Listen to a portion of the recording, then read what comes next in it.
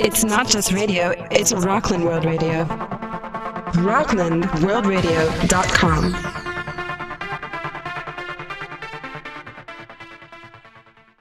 So it's Sassy on the road. I am right now at Temptations Cafe, which is at 80 and a half Main Street in Nyack.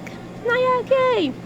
And they have lunch and dinner, and they have breakfast, and they have a kids menu.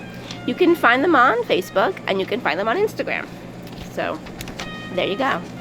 First on the road show. Let's see, what should I dive into first? Lots of different things to talk about. I will first start with what I said this morning at my BNI chapter. So for all those people that don't know, because this morning at my BNI chapter I said this, I spoke with a copyright attorney, because she then actually took over my contract now, which I have a nice new contract that the lawyer actually wrote. And I own people's content. So when I create content for people, I own it. So that just protects me, because there are a lot of fake things that go around on social media like all day long, and sometimes my clients actually give me stuff that they find from Google. It's crazy, but they find things and then they give it to me to post, and then who ends up getting in trouble? Not them, me. So it basically protects me. So I have a new contract and I'm really excited about it, and I said that this morning at my BNI meeting. And it also protects me because then sometimes people decide to stop using my services, and then they take the content that I've created and they use it. You can't do that. So people then have to buy the content that I create if they want to reuse my content, the stuff that I create, my content that I create, if they stop using me. Because I do have people who do that, and I have had one person actually do that. They wanted to take something that I created and then put it on a postcard. No. I created it. You have to buy that from me if you want to use it on a postcard. So, okay. So let's dive into, TikTok is, TikTok. They're giving me a lot of material to talk about. Okay. So TikTok it's a good platform. It's an interesting platform. But, and this is the big but it's not the platform that people are thinking it is. There are a lot of things I saw this week that I wish my eyes have not seen. For people who don't understand what TikTok is a video. It's a video app. So you create these supposed to be fun, create these fun little video clips of 15 seconds, 30 seconds, 45, and then a minute, and then they cut you off. You can't go past a minute, right? So they're supposed to be fun videos, but they're now turning into sex ed 101 for kids. Literally, I've seen people claim that they're nurses and doctors and give sex education to kids. That should not be on there. They should not be getting their sex education from social media, number one. I've seen that a lot more this week. I've seen people, they have to be like late teens, early 20s, that thought it would be funny to create a video where this girl opens up the app and she sees her sister. She gets a text message that her sister died in a fatal car crash, and over her boyfriend's head is the words, "Oh, who am I gonna cheat on next? Who am I gonna cheat with then?" Because she died. So he was cheating on his girlfriend with her sister. That doesn't belong on social media. That's not a joke. There are people who die in car crashes every single day.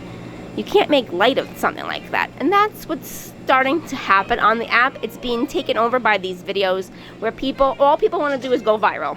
That's like their goal, is to go viral. Not only go viral, but then they want the likes, they want the shares, they want all this acknowledgement. That's not what social media should be about. And that's basically what you're seeing now, especially on TikTok. So, like I said last week on my show, parents, if you have kids that are on social media apps, make sure they're not on TikTok. And if they are on TikTok, know exactly what they're listening to, what they're looking at, what they're liking, what they're commenting on. It's very important to be involved with that, especially because of the stuff that I've seen on TikTok. All right, so now I will go past that. So then I will talk about, obviously, the Super Bowl. Okay. All right, so the Super Bowl, the halftime. This is where, it's all people talked about after the halftime and all day Monday. That's all Twitter was talking about, was the Super Bowl halftime show. So the only thing that I will say is this. For those people, and I saw a lot of comments about it, like it's not family viewing. If you're taking your family to an NFL football game, and mostly almost all football teams have cheerleaders, just notice how they're dressed. They're not dressed family friendly. The NFL exploits them. They're exploited. They're not, and to me, as a cheerleading coach, I can tell you, they're not cheerleaders. They're more or less a dance team, because all they do is dance, and yay, they're pom-poms. But no, that's all they do.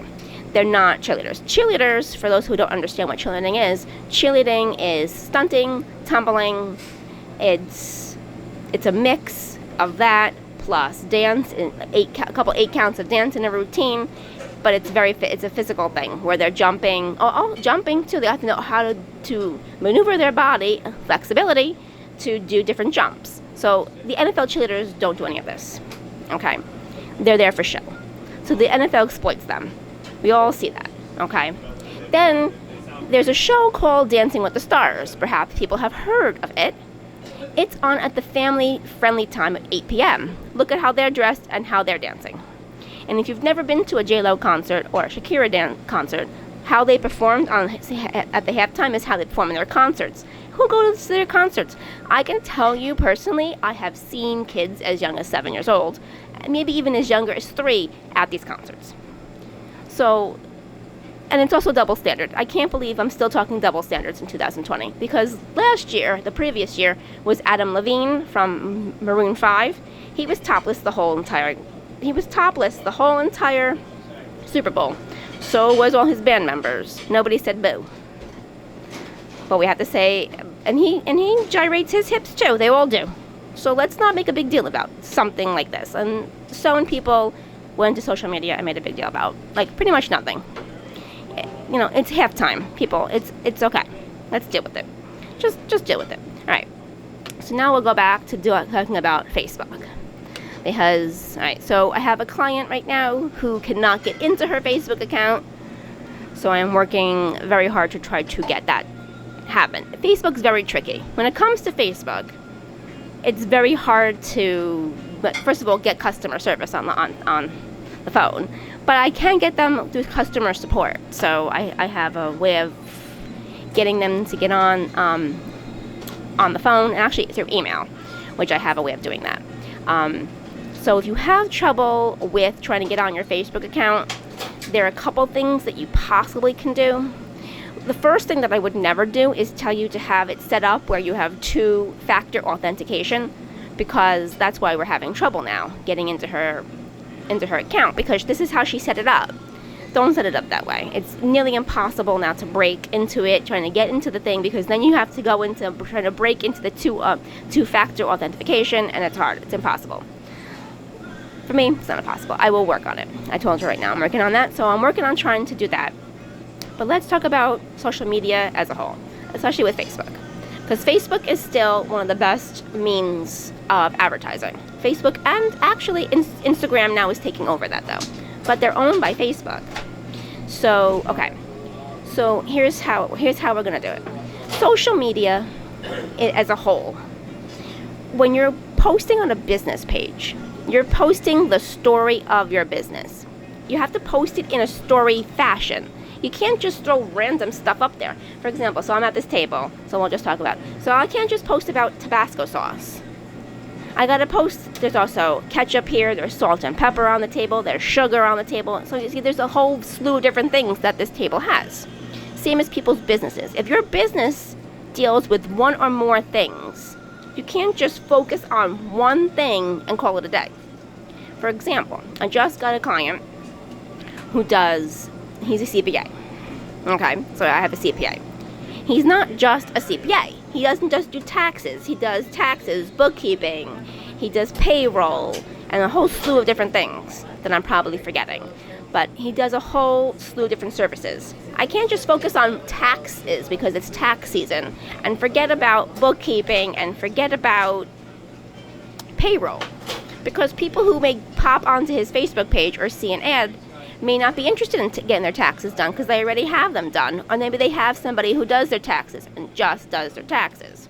then maybe they're interested in the bookkeeping, or maybe they're interested in hiring somebody now to do their payroll. If I don't post those things, no one is going to know. So that's why you want to when you post things, you want to post things as a story, in a sequence. So you're telling a story by posting video and picture. That's basically what social media is. And you don't want to just do random stuff. I just can't throw on, here, like for example, great example is an ice cream store. Let's say an ice cream store has 25 flavors of ice cream.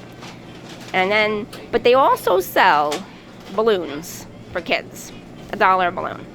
They sell t-shirts, with different ice cream flavors on the t-shirt. And they sell, I'm trying to think, and they sell drinks. All right, like soda and hot drinks, who knows? They sell drinks. All right. If all I'm doing is posting about the 25 different flavors of ice cream, that's going to get boring and people are going to leave the page. Some people may not even be able to eat the ice cream. They may be, lactose intolerant. And he doesn't sell any ice cream that's okay for them to eat. He sells the one with lactose in it, obviously. So, and they may not like ice cream. You may have people who don't like ice cream. You may have people who don't like or can't eat ice cream. So why am I just going to post everything about ice cream? Nah. I'm gonna throw that in, but I'm gonna tell a story that, did you know that this ice cream shop, he has balloons for kids for $1. You can come here and get a balloon made in any kind of character, and he does the little balloony things. So I can do that. Did you know that this guy here also sells t-shirts? You can wear a t-shirt with ice cream on it, even though you can't eat it. Maybe you like the design of the t-shirt. You can come buy a t-shirt. And then I can throw in, let's talk about the blueberry ice cream he has. That's a special. Or let's talk about now vanilla ice cream, or chocolate. He has the usual ones, chocolate, vanilla, and strawberry, but now I'm going to mix it up. You got to know how to tell a story on social media. It's a whole, that's what social media is. It's a complete story. And if you don't tell the story and you just throw random stuff on, you can't expect any success from social media. And you also can't expect success from social media if all you're doing is what I call becoming boost happy and boosting every post in sight. That's never going to work. What's going to happen is you're going to post other stuff on your page, and then you're going to boost everything after it. So you're going to have all the boosts, so 3 or 4 of them at one time, bidding against each other to see which boost is actually going to get more engagement than the other ones. Because most of the time when you're boosting to the same exact audience. You're not boosting to different audiences for each post, because then you have to create all different audiences on Facebook for all the different audiences. So then you've got to cut your audiences pretty much in half for each of them, and then send out different ones. So let's say the ice cream store was here in Nyack. All right. So I'm gonna boost one thing to my whole entire Rockland County, all different places: Nyack, West Nyack, Central Nyack, South Nyack, blah blah blah, Piermont. And then if I want to do another audience, I can do another one that includes Congers, New City, Valley Cottage, Nanuet. Then I can do another audience that just has Suffern, Tolman, Airmont, whatever, like all the different places here in Rockland County. So then I separate all 3 audiences. Now I have 3 separate audiences with the same interest. So the interest is ice cream. So then I'm going to have ice cream here, and then t-shirts, and then balloons. Then I'm going to have ice cream, t-shirts, balloons here. Then I'm going to have whatever in the same one, right? But then this way I have 3 different audiences getting 3 different boosts, not the same boosts. So this one's only going to get the boost that I tell them that they're going to get. This one's only going to get the boost that this one I'm going to tell this one's going to get, and so forth. That's how, if you're going to do 3 or more ads at once, that's how you should do them. You can't just throw them all on there and then go, oh, we're going to just boost everything. It doesn't make a difference. And it doesn't matter how much money you spend either, especially if you're going to do 3 or 4 at one time, which some people like to do. And I can tell you that's always a mistake. You don't want to do that, because then there's no point of me posting. Well, there's no point of posting if all we're going to do is ads. So you want to separate. You want to give some time for each post to, get that organic reach. Then, if you have a post that reaches a good amount of people, then you can boost it if it's an important post. And you also have to do what your call to action is, which basically is to get sales. So you got to figure that out. And it's definitely an entire sit down of figuring out your strategy. It's not just, oh, well, I have $10 to spend. Let me just throw it out here and put it on this post. Oh, I have $5 I can spend here. I'll put 5 here. No, that's not how it works. And a lot of times people get mistaken by the numbers, because I hear people complain about numbers all the time to me. Well, this post is only getting 5,000 people, but I need to. But these people who do the exact same thing for me are getting 15,000. So what? They may be paying for that 15,000, because a lot of companies are doing that. That's why Instagram changed its formula. Now, if you're not an active user on Instagram, you still get to see how many likes each post gets, only because all the active ones got that rolled out, where they took the number away, and you can only see maybe 2 people, and then it's it'll say me, and then I'll say somebody else, and then it'll say and others. Those are the active people. The active people on Instagram had that rolled out. That's why they changed it too, because a lot of people were focusing too much on numbers and not focusing on quality. Remember, social media is one thing. It's quality over quantity. You want to get quality people to follow you on Facebook, and quality people who are going to actually refer your company and get you what you want out of your social media. You don't need, for example, I'll tell you this. On my page, for example, I don't need 5,000 people to like a post. Why? Because those 5,000 people are probably about more than half, 75% of those people are not going to refer my business. They just liked the post because it looked nice. It was very eye-catching. So sometimes people like things because it's eye-catching. It doesn't mean that they're going to do exactly what you want them to do. So you have to get those people. That's the quality people. So if I have 10 people that like a post, chances are those 10 people are going to be the ones that are going to refer my business, and they're going to help me get referrals. So that's basically how Facebook works in a whole entire nutshell. It's mostly Facebook. Instagram works the exact same way, but it works a little different. So Instagram changed their algorithm, which I wrote about, and I posted the article on Twitter, and I believe I posted it on my business Facebook page. It's on my website under blogs, but I will tell you, I will read it right here. I will tell you what it basically, there's 3 different things to do for the to go around the algorithm on Instagram. So basically, let me see. Wait, algorithm changed. I have to find. We have to find where it is. Okay, so here's my article. Okay. Okay. No, I hit the wrong button. Sorry, people. Okay, so here's the 3 different things, because there are also rumors and myths about Instagram. There's a lot of myths about how Instagram actually works. So it's a little slow. But I can tell you one thing is, it doesn't matter how long your comment is. A lot of people think that the comment has to be a long thing. Okay. Because there's a lot of fake interactions on Instagram. And what people like to do, and you probably see it a lot on Twitter, is people go, if you like my post, I'll like your post, and then let's get 20,000 people to like each other's posts. That's trying to, secretly fix the algorithm to know that your post is going to stay on top of the timeline and it's going to get more interaction. So, and they also hire companies that do that too, who do fake bots. They do fake bots who like posts and all that kind of stuff. But fake interactions don't count, and Instagram makes sure that it doesn't. So it's being authentic, and they have transparency are keys to building your engagement on Instagram.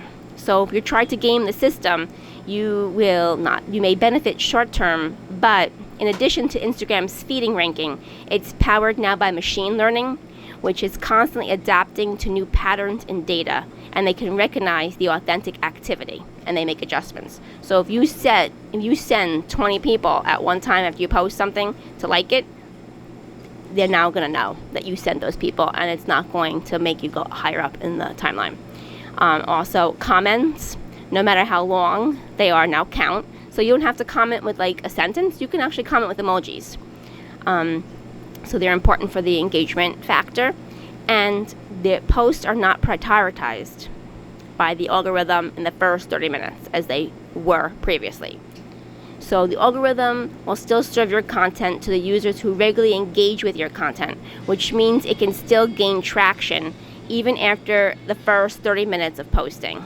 However, you should share your posts when your audience is most engaged.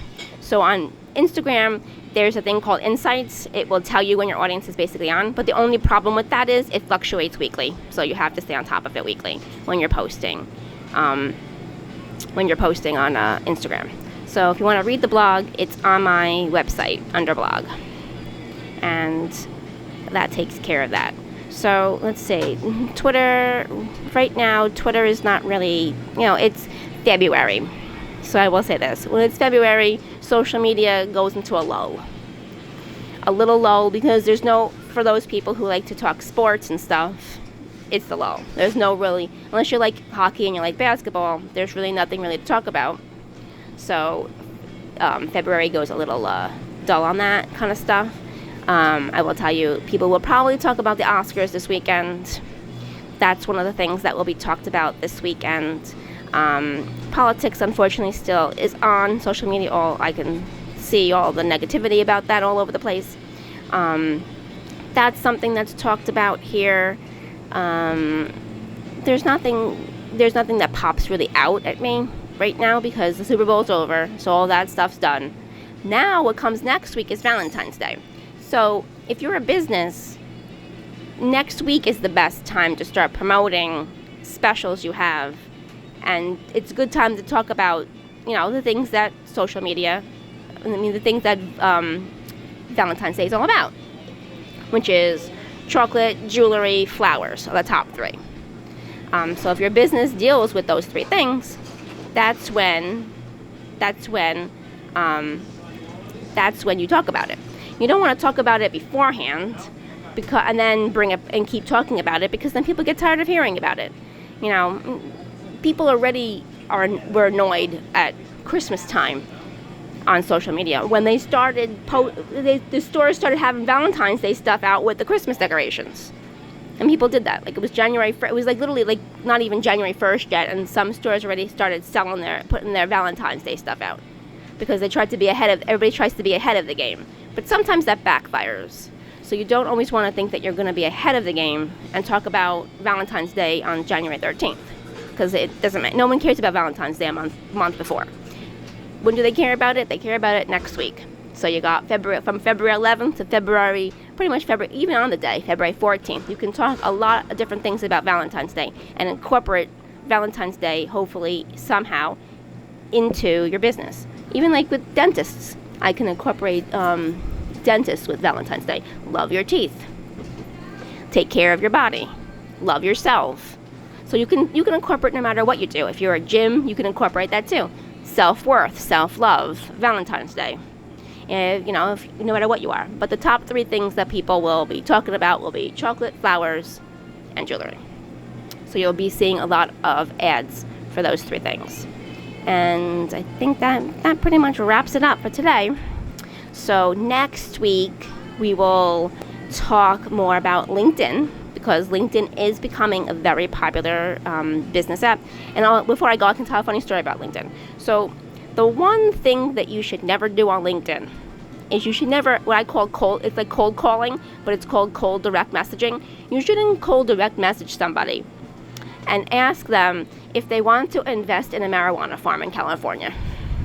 I got that this week. And then when I say, well, I can do your social media, I can do their social media for them. I'm not investing in no farm. Don't come to me and go, can you explain this in more detail? No, I shouldn't have to explain that. You should be looking at things up.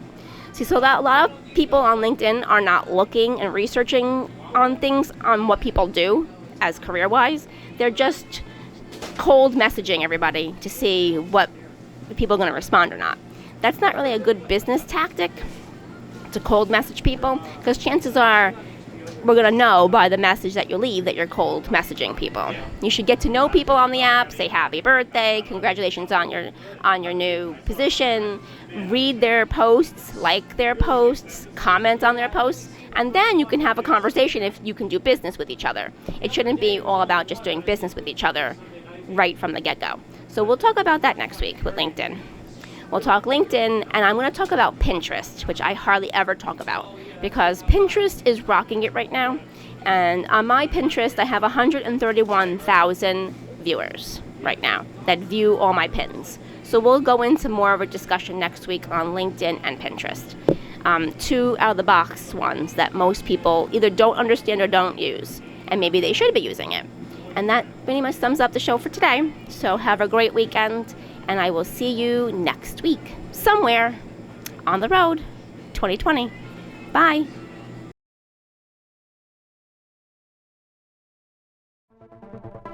It's not just radio, it's Rockland World Radio. Rocklandworldradio.com.